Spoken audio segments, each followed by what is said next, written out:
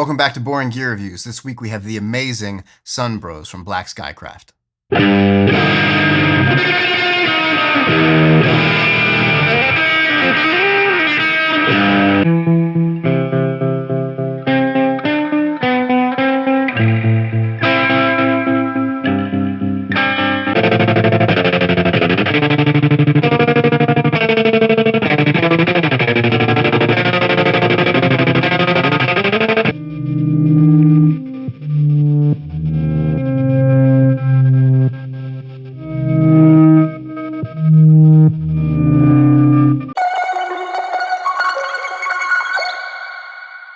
Huge thanks to BlackSkyCraft for sending me the Sunbros. Alright, so the Sunbros is an emulation of a blown-out spring reverb with a 3-path amplitude modulation. For controls, we have Reverb. This will set the level of the reverb itself. Then we have Master, which will control the overall output of the pedal while it's on. Next, we have Dry Level, and that'll control your input signal. It's never completely off in that the pedal will never get 100% wet, but you can use it to boost your input signal and drive the front end of the pedal first. Decay will control the length of the reverb, and feedback will control how the reverb is routed back into the input of the pedal. And then we have gain, which will obviously introduce a certain amount of distortion into the signal. These three controls, decay, feedback, and gain, are very interactive with one another.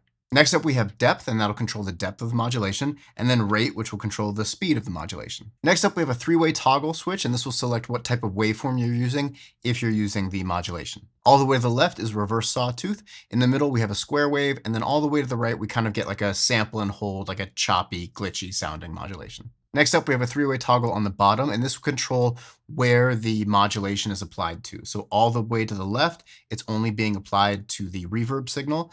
All the way to the right, it's only being applied to your dry signal. And in the middle, it's being applied to both your dry and wet signal. A tap tempo foot switch to control the modulation speed on the right, and a bypass on the left. For today's demo, I'm using my 1956 Gibson ES-175DN. And from there, we'll be going into my UAD Apollo X6, and then into the Softube JMP 2203 amp sim.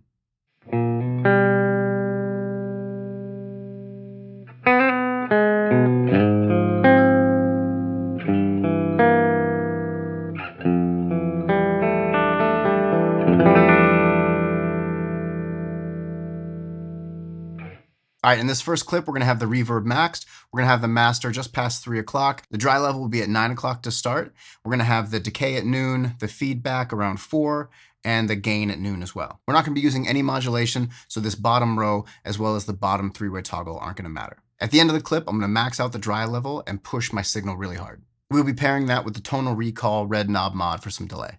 This tone is a dream. The Sunbros can get really wild and experimental and super, explodey sounding, which I adore. As just a straight reverb, it's incredibly splashy and drippy, and it really does give you that massive spring reverb sound. The way it accentuates the characteristics of my guitar is really, really gorgeous. Not all reverbs are so responsive. I do find in general spring reverbs tend to be pretty responsive to your playing. They'll pick up a lot of the, scrapes and, chings and pops and stuff like that, which it makes for just a ton of texture and character. When I boost the dry level, you're going to hear a very raw and powerful distortion sound, but it just sounds like a cranked amp. It doesn't sound necessarily like distortion, if that makes any sense. I do find here that we get kind of a very huge vintage flavor sound, but it doesn't feel dated or like it doesn't feel like you're chasing a tone from the past. It feels unique and present and current to what the pedal is.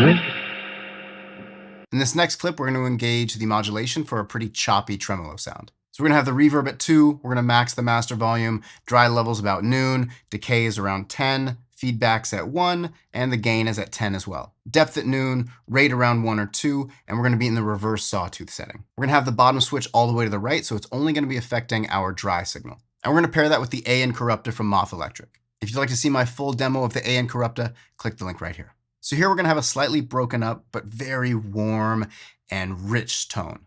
In the first half of the clip, we're going to have the speed of the modulation rather slow, and then I'm going to tap in a very fast speed as I play another part. Having the ability to change speeds just with your foot is really invaluable and allows you to create a lot of musical opportunities that you might not have, if you have to rush down and use your hand only. I love how you can choose where the amplitude modulation is applied. So in this case, as our dry signal drops out, the reverb will continue underneath it. So it never feels, it's definitely choppy, but it never feels too aggressive. It allows you to maintain kind of like a dream-like quality. So enjoy.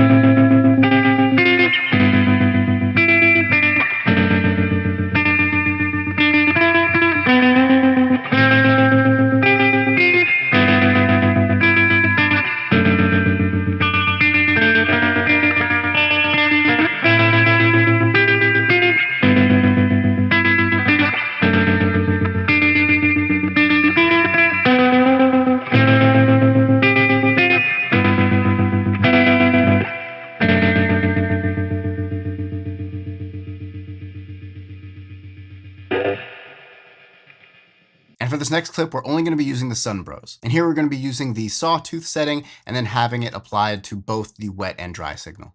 We're going to have the reverb at noon. We're going to max the master. We're going to have the dry level just under noon. The decay is going to be maxed. The feedback will be at around 11, and the gain will be almost maxed. We're going to have the depth maxed, and we're going to vary the speed. So to start, we'll have it around 2 o'clock, and then I'm going to turn it all the way up, and then a little bit later, I'll go back to 2 o'clock.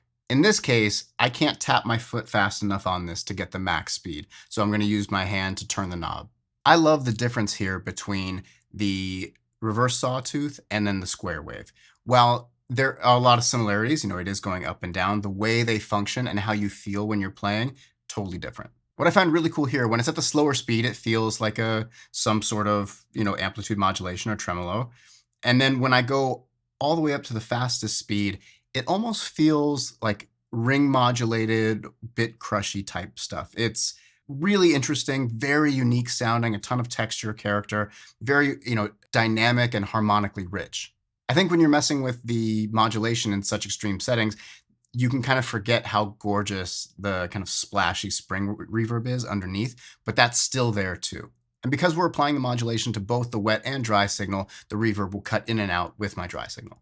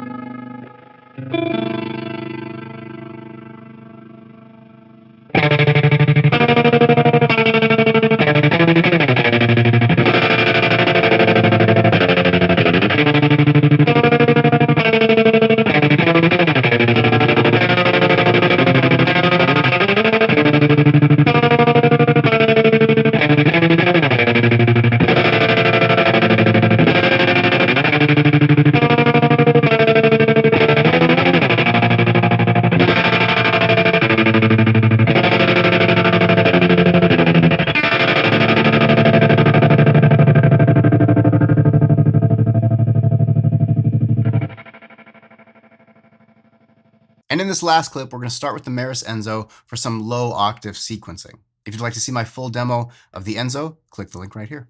And that'll be going into the Sunbros. And here we're going to have the reverb at 2, the master at 3, the dry level is completely counterclockwise. We're going to have the decay at 1, the feedback at 9, and the gain all the way counterclockwise as well. We're going to max the depth and just about max the speed and have the waveform all the way to the right. So the sample and hold or glitchy function. The position switch on the bottom is going to be all the way to the left. So it's only going to be affecting the reverb. At the end of the chain, we're bringing back the A Incorrupta. All right, so this setting is really cool. So what happens with the sample and hold feature, especially when we're having it only applied to the reverb signal, is it's going to sound like just the reverb is glitching. What I love about this is when I dig in harder, you'll hear the reverb kind of open up and expand more, and those notes will be accentuated as they're kind of breaking up and glitching, and I continue to play. And again, this just adds a ton of texture, a ton of dynamics. You know, most of the time when you're playing with a reverb, whether you play hard or you play soft, the reverb is just there doing its thing. It doesn't really react to what you're doing. But with the Sunbros, it's very responsive to how you're playing. And as such, you're able to do things and accentuate notes in a way that's super satisfying.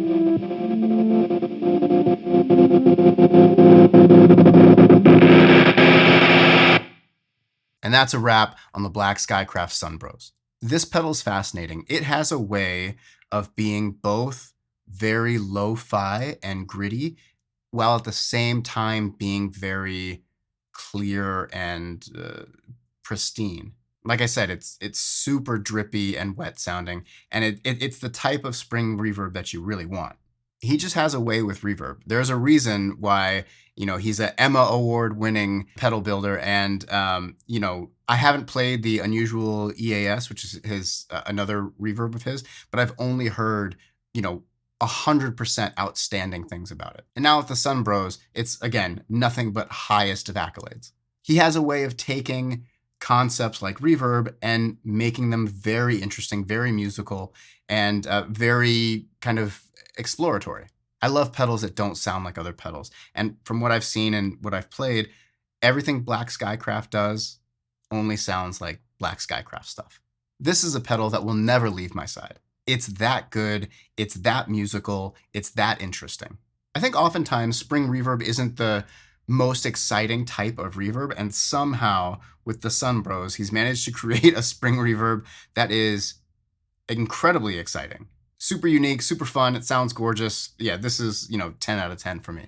As always, links for everything I'm using will be in the description below. Don't forget, once we hit 2,000 subscribers, I'm going to be doing a giveaway. I have a couple pedals. I'm trying to get a couple more. I'll announce more as we get closer to that number. As always, thank you so much for watching. If you're not subscribed and you dig the content, please consider hitting that subscribe, like, share, comment, all that stuff. It means the world to me. Thank you so much. And until next time, peace.